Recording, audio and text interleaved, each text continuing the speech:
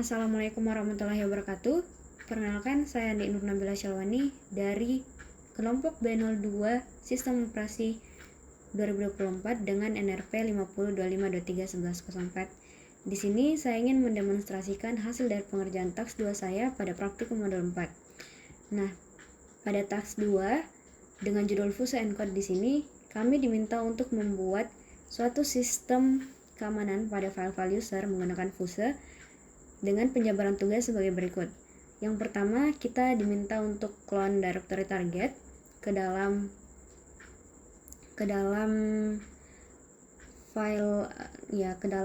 file Linux kita, kemudian membuat 4 username yang sesuai dengan isi folder, di mana di sini usernya ada Andi, Budi, Koni, dan Denny. Nah, karena cara membuat usernya adalah dengan sudo user_add -s bin bash -m untuk membuat directory home yang sesuai dengan nama user yang kita inginkan. Di sini kita mencoba username-nya namanya Andi. Nah, namun di sini karena user Andi telah eksis atau telah ada, untuk dapat melihat apakah komen user add ini berhasil, kita mencoba menggunakan nama lain. Misalkan nama lainnya adalah Gigi. Nah, setelah itu kita membuat password untuk Gigi.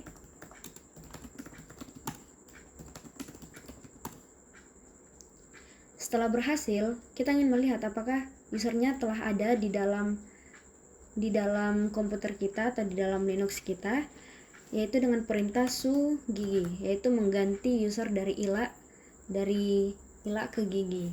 Misalkan. Nah, di sini kita diminta untuk menuliskan passwordnya.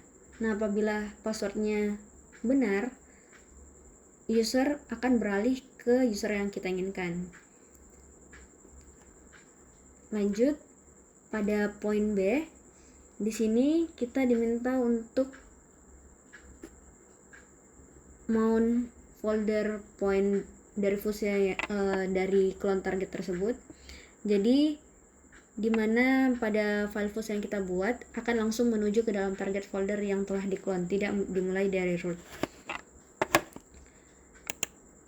Nah, di sini untuk dapat menuju ke dalam folder target tanpa dimulai dari root, kita membuat const char dir path, yang dimana path-nya itu adalah lokasi dari target folder yang tadi telah kita clone.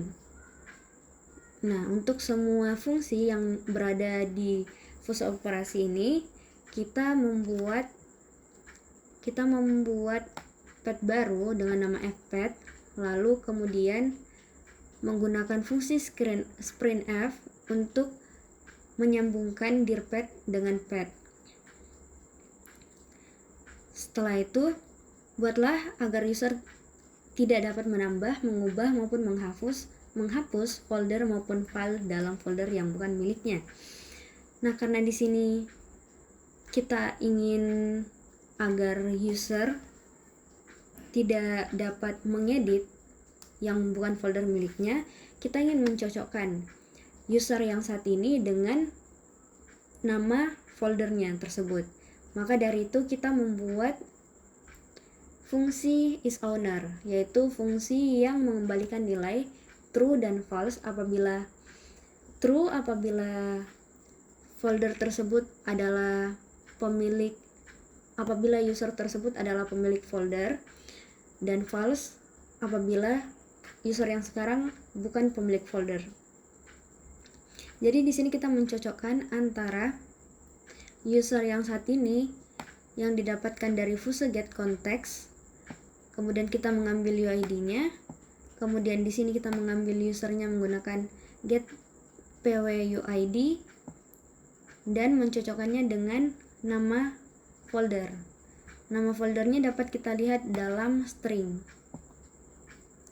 Apabila benar atau apabila nama user ada di dalam folder, maka fungsi akan mengembalikan nilai true.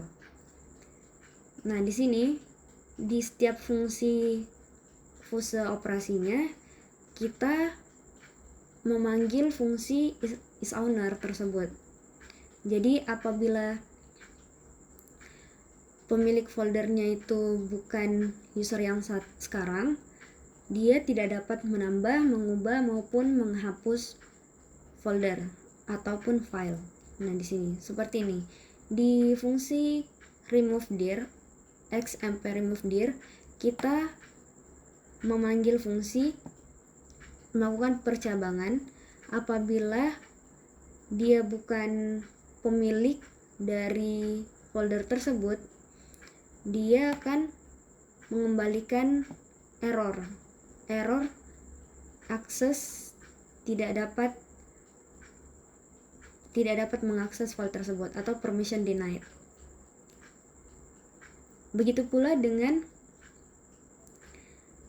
user yang saat ini, apabila ia merupakan pemilik dari folder tersebut, dia dapat menambah, mengubah maupun menghapus folder maupun file. Nah, misalkan di sini komen yang relevan untuk poin C dan D itu ada make dir yang ini, ada remove dir,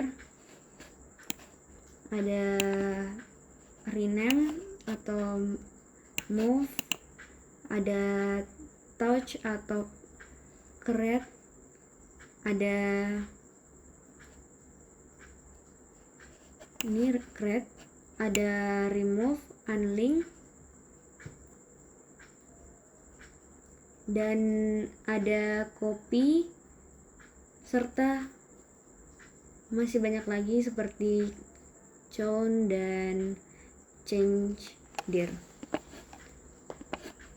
mode. Nah, kemudian di poin E dan F ini, semua isi file akan terencode jika diakses oleh selain user pemilik folder tersebut. Jadi di sini pada fungsi read yang ini, pada fungsi read di sini kita membuat suatu kondisi apabila dia bukan pemilik dari folder tersebut, dia akan memanggil fungsi encode base64. Jadi dia akan membuat agar semua tulisan dalam file tersebut tidak dapat dibaca oleh user selain pemilik folder tersebut.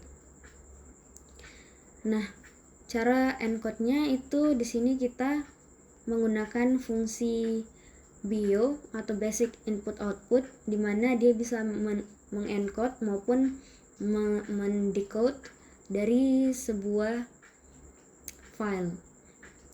Misalkan di sini pada fungsi encode base64 kita membuat beberapa variabel, yaitu file, temp file, BIO dan B64, dan ada char buffer, kemudian ada bytes read.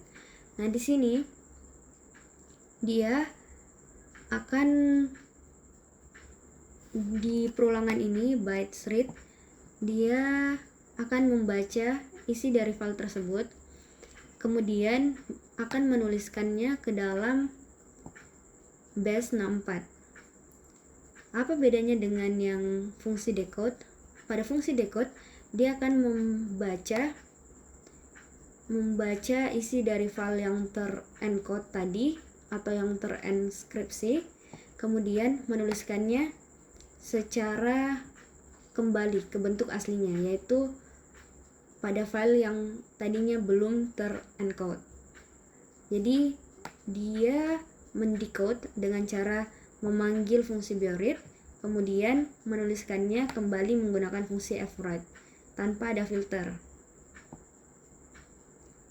Mungkin sekian yang dapat saya sampaikan untuk penjelasan kodenya. Untuk hasilnya tersebut bisa kita lihat dengan mencoba. Yang pertama itu menuju ke direktori tempat folder kita berada.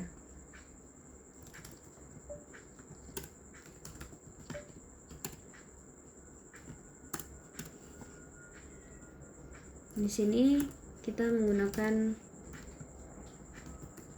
mengcompile file fusenya.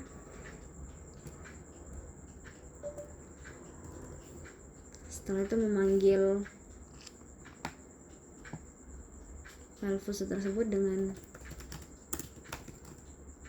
command fuse, nama folder yang kita buat, kemudian menggunakan opsi allow order. Kita menuju ke directory fuse, tempat fuse tersebut kita operasikan, kemudian melihat ada beberapa directory yang sama dengan directory target yang telah di-count tadi. Nah, kemudian di sini kita ingin mencoba, misalkan apabila usernya sama dengan Andi, terus kemudian kita ke directory Budi, kita ingin melihat isinya. Di sini ada beberapa isi. Mungkin kita ke directory yang lain karena saya telah mencoba pada directory Budi, jadi mungkin kita akan pergi ke directory Koni. Nah, di sini ada 2 file dan 1 folder. Misalkan kita ingin membuat folder baru, test and dir. Nah, di sini akan ada pesan bahwa permission denied atau tidak bisa membuat folder baru. Touch, test touch. Tidak bisa juga karena user Andi ini sedang mengakses folder Koni. Jadi dia tidak dapat menambah folder dan juga menambah file.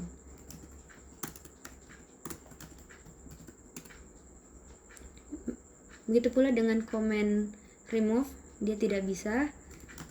Untuk command copy, dia juga tidak bisa, permission denied. Move, untuk move atau rename, dia juga tidak bisa. Kemudian kita ingin membaca salah satu file yang ada, misalkan catchbird.txt. Nah, dia akan terbuka dalam bentuk terformat encode dalam bentuk base 64. Jadi dia tidak dapat dibaca karena sekarang dia sedang mengakses folder Koni. Nah, misalkan sekarang kita mengganti user ke Koni. Kemudian kita ingin mengakses folder Koni tersebut. Nah, apa yang terjadi apabila kita ingin membuat directory baru? Dia akan terbuat dengan sendirinya. Karena sekarang dia sedang mengakses foldernya sendiri, sehingga dia dapat menambah, mengubah maupun menghapus folder dan file yang ada dalam foldernya sendiri. Terus misalkan kita ingin remove dir, nah dia akan terhapus. Ingin membuat file menggunakan command touch, dia juga bisa. Nah, file test touch akan terbuat. Terus untuk menghapus file, dia akan terhapus. Terus untuk copy, nah di sini ada sedikit error, tapi kalau misalkan kita menggunakan komen tersebut 2 kali dengan nama file yang sama, dia dapat terbuat. Jadi tidak akan ada error lagi.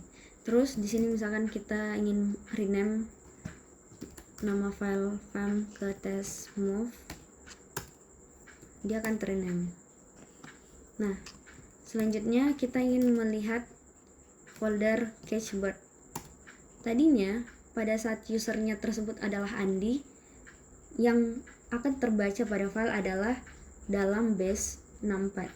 Sementara kalau misalkan usernya sama dengan pemilik folder tersebut, dia dapat membaca file sesuai dengan bentuk aslinya atau tidak terencode, tidak dalam bentuk base 64.